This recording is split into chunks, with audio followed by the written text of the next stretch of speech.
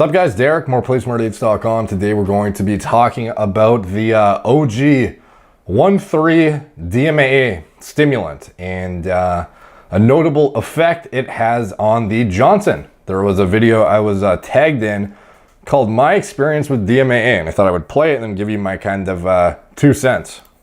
So DMAA actually shrunk my penis. I was taking a pre-workout with I think 75 milligrams of DMAA. So 75 milligrams of DMAA, that's a fucking shit ton. And you know you are desensitized to pre-workouts when you need to take something with 75 milligrams of DMAA to feel something. This pre-workout to be specific. And I was working out and I went to go to the bathroom to go take a piss. And when I tell you, my penis has never been so small. As you can see, I'm not the only person with this problem. This guy even claims he has a 3-year-old's penis. So, if you've ever had like stim dick, one thing that I remember very vividly is the amount of times I had ED from DMAA, and I try and like counterbalance it with a fuck ton of Cialis and all the gear I was on. But sometimes you would take too much DMAA and your dick would cease to fucking function. It was not permanent. It did go back to its slightly less small size, but needless to say, I do not take that pre-workout anymore. So, what is the truth on, stimulants and vasoconstriction and making your dick smaller? Is it going to permanently make your dick smaller?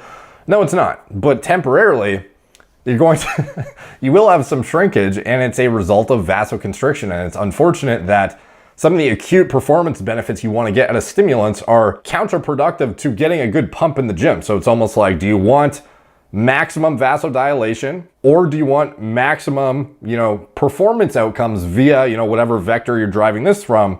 And, it can be stimulants, but in addition, some of the more traditional anabolic agents, like even like Anadrol, things that will increase your blood pressure. You'll note that a lot of the stuff that drives performance will increase blood pressure and have, obviously not the same mechanism of action, but a lot of the stuff that drives the performance outcomes is stuff that is going to increase your blood pressure and increase vasoconstriction, which is, at the end of the day, it's about weighing what you're trying to get out of whatever you're taking. Like if you're taking a pre-workout that is fully, focused on nitric oxide precursors, fully focused on intracellular hyperhydrating agents, etc. You're trying to get the maximum pump and fascial stretching and blah, blah, blah, versus you're trying to max out on a lift or get some, crazy PR or whatever, and you need to get that, crazy laser focused mind-muscle connection, even, heavy duty adrenergic signaling through a very potent oral steroid pre-workout, like whatever you're doing,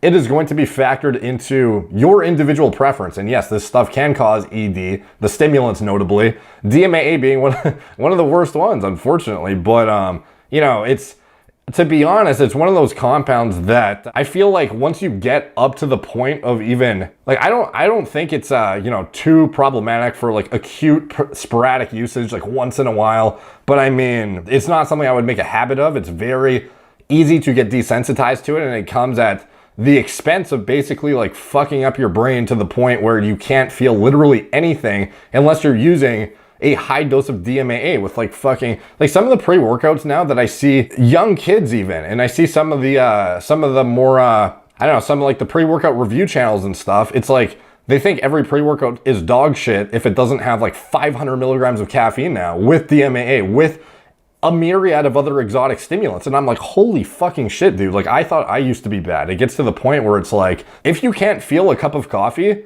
like you're already kind of fucking yourself. Like you should be able to feel a cup of coffee. If you can't feel a 300 milligram caffeine filled pre-workout, like with nothing else too, like you got to reevaluate your situation. If you need to take a pre that has like 500 milligrams caffeine, 30 milligrams of isopropyl norepinephrine, which makes you feel like you just had fucking crack, you need 75 milligrams of DMAA to get you that fucking meth analog, like fucking amphetamine focus. You need like fucking Raoul sign. You need fucking a shit ton of fill in the blank in order to give you like borderline hypoglycemic, shaky fucking jitters. Like that's the kind of shit where it's like, okay, maybe I need a bit of a break from the fucking stims, because some of this stuff is counterproductive after a while when you're cranking your cortisol through the fucking roof with this stuff just to feel something during your workout, when in reality you're just digging yourself a deeper hole. Like some of the stuff with the stimulants, it gets a bit much to the point where just to function at the gym or even motivate yourself to go to the gym, you need like 75 milligrams of DMAA, 200 milligrams of DMHA, like whatever it is. And, sure, that stuff can be used acutely, intermittently for performance, but it's not something to make a habit of. And yeah, it can, vasoconstrict your dick and make it smaller while it's in your system, but it's a temporary thing. It's not going to be permanent, but it can definitely impede your pump. So that's kind of like, again, weighing out what do you want? Are you trying to get the hyperstimulant-like effects with vasoconstriction? Or are you trying to get the maximum pump possible in the gym with the least vasoconstriction, but then at the expense of not being able to leverage, the stimulants as aggressively? Or you just find a product that has stimulants that is not, so potent that it shrinks your fucking dick temporarily. But, ultimately, it's an individual tolerance and preference thing. Some guys really, really like the hyper-aggressive stimulant-based pre-workouts, and that's fine. I definitely fell in that camp at a time. I really think that stimulants are over-abused nowadays, and a lot of people have no idea how significant of an impact it's actually having on their overall, nervous system. It can be very problematic and result in shitty sleep, which then leads to you needing more stims to feel awake in the morning, which then leads to another shitty sleep, which then, it's just like a vicious circle. And some of this stuff has such long half-lives that you're literally going to bed with it in your system, and you think you're falling asleep because you're like, oh, I can literally take caffeine right now and fall asleep. But it's like, check your sleep metrics, dude. Are they good? Like, I bet they're fucking trash, I know some guys who can literally take a DMAA pre-workout and then go to bed like an hour or two later. I'm like, bro, like what? You think you're asleep, like you are asleep, but are you actually getting sleep? And then you wake up and wonder why your whole day you perform like shit, and then you need your DMAA pre-workout to get to the gym again. It's like, well, that's the fucking reason, dude. So anyways, the vasoconstriction, yeah, can temporarily shrink things.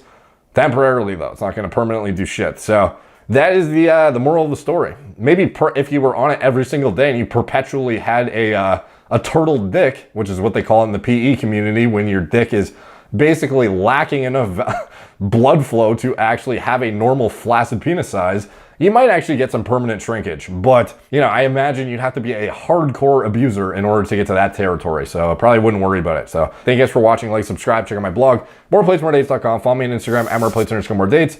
Facebook, Snapchat, YouTube, Twitter, TikTok, Apple Podcasts. If you want to support the channel, you can check out anything I'm associated with in the video description below. My TRT clinic, it's all telemedicine from the comfort of your own home. Gorilla Mind, nootropic formulas, Gorilla Mode, pre-workout formulas, and design myself from scratch, and anything else I'm associated with, it's all in the video description below. Thank you guys for watching. Talk to you soon.